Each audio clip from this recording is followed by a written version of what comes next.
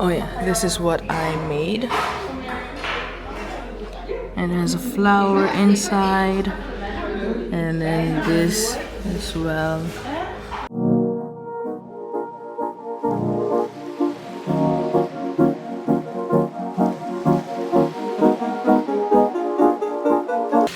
Hey guys, welcome to another video. It's your girl Camila Joe, and today I am doing the creative part of Gail's cacao ceremony, and we're getting things ready, and I'm gonna take you guys along for as much as I can. But yeah, like, comment, and subscribe, and thank you for watching in advance. Bye. So here's half a pack of clay, the boards on which, the wood boards on which people will be working, and then the tools and flowers. There we go. This is the setup. Wat ben je aan het maken, Gail? Ja, weet ik nog niet. Ik wil iets van een vaas dingetje maken. Oeh, ja. Kom je uit zoiets? Gelaagde bekers, ja. Zijn we naar Amsterdam gaan besteden? Nee. Daar ben ik geweest. Die rollen wordt.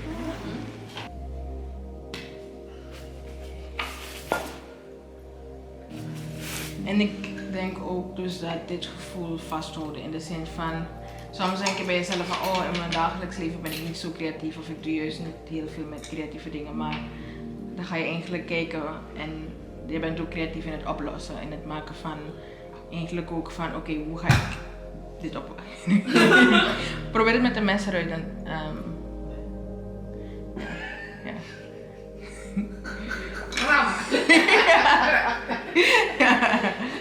Maar ja, creatief zijn is het er in heel veel en we zijn gewoon best wel geneigd. We hebben de neiging om het echt gewoon maar in één jasje of één vorm te zien. Terwijl je in het dagelijks leven ook gewoon heel creatief bent. En dat kan je ook meenemen. Dit gevoel.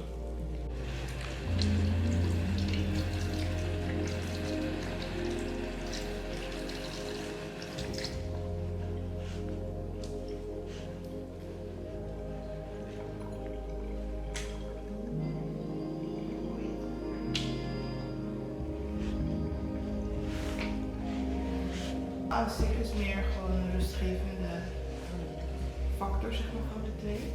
Toch? Okay. Ik vind het echt heel fijn. Voor die sowieso graag. Ik vind het ook fijn om het echt. Ja, dat moet echt wel wat zijn.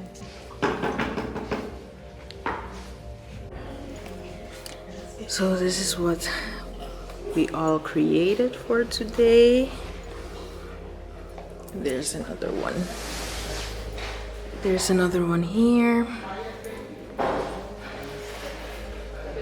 Oh yeah, this is what I made. And it has a flower inside. And then this as well. With pebbles on the side. No. Today was a beautiful, productive day, and we are almost done with this creative aspect of today's session. But 10 out of 10, I recommend. Hey guys, so I'm just wrapping up this video, but I just wanted to also pop in and kind of explain the cacao ceremony, how it was, and we were microdosing on mushrooms, and the effect that that had on me. I can also kind of like talk about how the participants experienced it, but yeah, anyways, to wrap this video up, let's get into that. So at the beginning of the video, you see Gail and I kind of like preparing and setting up the room. I should have also filmed my cup with the cacao and the mushrooms, but I don't have a picture anymore. I don't have a picture, but anyways, next time I'll insert that. But the whole intention of this session was to kind of have it tie in with the spring equinox and open up kind of like our heart, our heart chakra. And yeah, it feels as if I'm like rambling on, but let me just get my phone and tell you a bit more about what we did. I got my notes on my phone. So the reason why Gail also chooses to do the cacao ceremony is because cacao helps us to journey within, connect to our heart, reveal patterns, cultivate self-love, increase consciousness, and support us in our path and personal growth. So I'm not talking about just like the chocolate that you get from like the store. This is just like pure cacao. And to that we added 0.5 approximately grams of powdered mushrooms, psilocybin, and that had an effect, but more like a micro dose effect. So yeah, microdosing has been the hype for a few years now because of its benefits for your mental health, your mood, your creativity, and cognition. And yeah, people have, and I myself have also experienced the benefits. And I don't microdose that often, but I think this would be now my third time doing the microdosing. And then the creative session within Gail's cacao ceremony. So yeah, I was like, I don't microdose that often, but well, I actually don't microdose that often because it's only 3 times. I think maybe there are people that do it on a daily basis. I don't know. I haven't met them yet, so me not know. But anyways, as I just said, people report and studies report the benefits on your mental health, your creativity, and your mood overall. And now I'm also going to talk about the things that I experienced while microdosing, and also kind of like conducting the creative aspects of the cacao ceremony. So in the creative aspect of the cacao ceremony, I just kind of like guide the participants into exploring their creative side, whether it is through painting, through art. As I'm filming this, somebody just fell off their bike.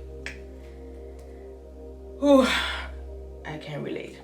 But anyways, so I guide the participants in their creative endeavors. And the first time I did canvas painting and also water painting, so it was kind of more in that sense that people could just paint whatever they wanted on a canvas. And then the second time I think I also did painting, but that time more people focused on painting with chalk, and other people just painted with acrylic. And then last cacao ceremony on the 23rd of March was more of a clay inspired session. So I brought like these big slabs of clay, as you saw in the previous part of the video, and then people could just, you know, let their energy just and their creativity just flow. So when I do a creative session, I don't necessarily like telling people what to do. I give them the options, I explain the techniques, I explain how things work, so what you can do with clay, the instruments and the tools that you have in front of you. The same with the canvas, or and if it's paint, or if it's water paint, if it's acrylic, or if it's water aquarelle, then I just kind of like tell people, oh, these are the instruments, these are the tools, and I just kind of like give them the freedom, which some people can find quite intimidating, because if you've never fully embraced your creativity through kind of just like crafting or arts and crafts, then it can feel quite intimidating sometimes. But that's the reason why I don't guide people into making something. Like, I don't start with like, oh, we're gonna paint a vase, we're gonna make a vase when it's clay, or we're gonna paint a mountain, because I actually want people to feel and get in tune with their bodies and then decide to what they want to make. which when then now you're linking it to the psilocybin and drinking the cacao, what it does is it lowers kind of like that critical voice in your head, that ego voice telling you like, oh, this is how I should do it and it's not perfect and I have to start over, and you just go with the flow. What I have noticed in a lot of the participants is that the moment that they're presented with the tools, there are some that hesitate, there are some that don't know what to do, but the moment that they make a choice, they lean into it, and even if they mess it up, even if it changes if it changes along the way of what they had in mind, they also embrace it. And after they've created their art piece, we reflect on it, and most of them always say like, oh, I wanted to make this in the beginning and I noticed that it wasn't working, so then I just decided to pivot and I did something else, and they were at peace with it. Meanwhile, when you're just, I would say, less or when you're in a neutral state, like when you haven't consumed mushrooms, what people often say is like, oh, I didn't like this, so I threw it out, or like I stopped because I was frustrated. But that ego voice it's that ego voice telling me like, oh, it's not perfect, so I have to stop, I'm not gonna continue doing this. But with the psilocybin, I've noticed that most people just really embrace the imperfections. They're kind of more on like a Bob Ross thing, that there are no mistakes, there are just happy accidents type of thing. So that is really beautiful to see. And also a lot of emotions just come loose. So there was one session where we did the painting with water paint, with aquarelle, and somebody kind of like painted an eye, and it looked as if the person was kind of more painting their inner eye.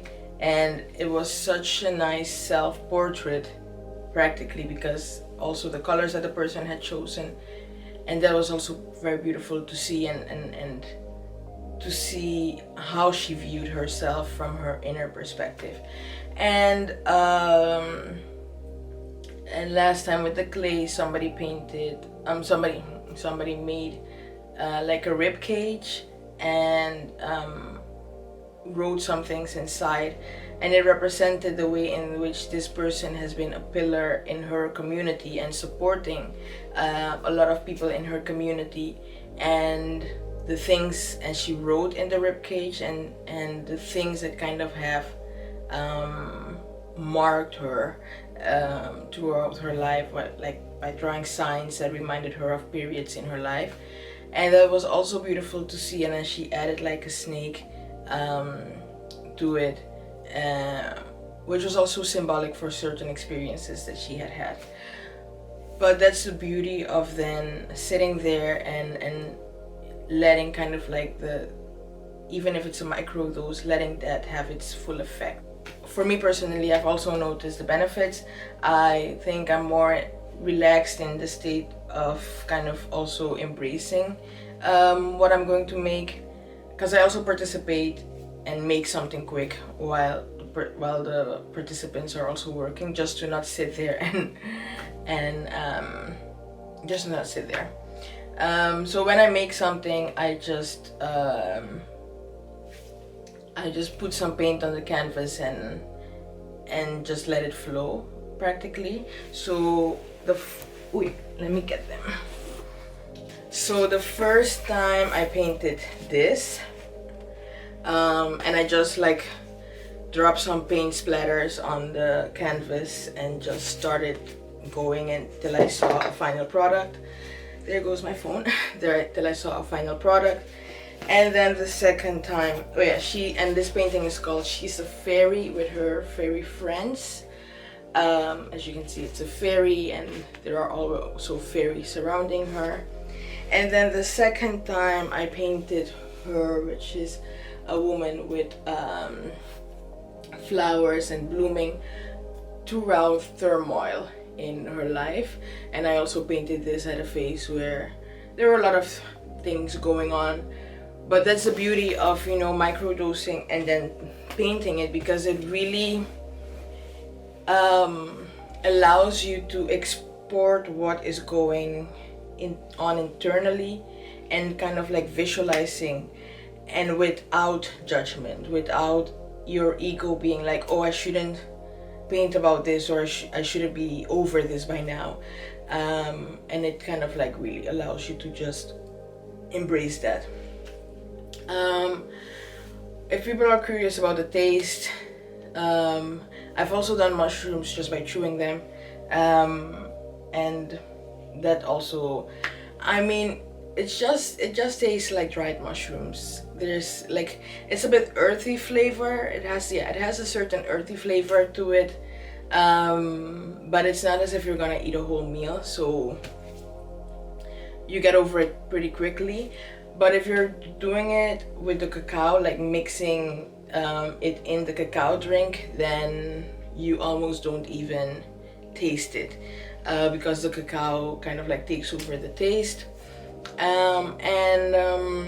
Yeah, I think that's it in a nutshell. Other things are, it takes within like 15 minutes to 30 minutes to like fully set in. I always say input in is output is input. So whatever you feel, like how you're feeling emotionally, is also going to be enhanced during your experience. So if you are feeling anxious, you might indeed feel a bit more anxious while consuming the mushrooms and while it takes effect. But if you're feeling in a very loving space, then you might also just still be extremely loving. It might be heightened. So some people, if they're already in a very mellow state before drinking the cacao with the mushrooms, by the time that they drink it, they do their thing, they paint a bit, and then they take a nap. And yeah, I think everything, and of course, especially if it's in a safe space, everything is possible and allowed. As for Gail and I, we do take the necessary precautions to guide the participants and to ease their experiences with the cacao and the psilocybin. What else? It's also recommended to not consume any sweets or any heavy food before consuming the mushrooms. So and if you are going to eat, then at least let it be fruit, let it be something a bit more like on the healthy, less heavy, less processed side. It also goes out of your system within 1 or 2 hours. So it isn't as if like the next day you have a hangover, or the next day you still feel the effects of it. So it leaves your body, especially if it's a microdose, it leaves your body quite easily. That has been my experience. And yeah, I think that's it in a nutshell. If you are interested, I will link Gail's website in the description box, because she is kind of like the one that does more of like the cacao ceremony with the psilocybin, and I facilitate the creative aspect of it. Yeah, that's our partnership. But she also does guided one-on-one services, so if you're interested, link her. But that has been my experience, and I wanted to share it with you guys. So thank you for watching, thank you for just checking in on this video, and if you have any questions, please don't hesitate to leave them in the comment down below. As per usual, it's been your girl Carmina Jo. Also follow the Divine Introspect on Instagram, because that's where I share more of the activities that I will be doing and that Gail and I will be doing together. So other than that, have a beautiful and blessed day. The sun is shining. I'm about to edit this and then leave the house. And yeah, you know what it do, baby. Like, comment, and subscribe. Have a beautiful day. Bye.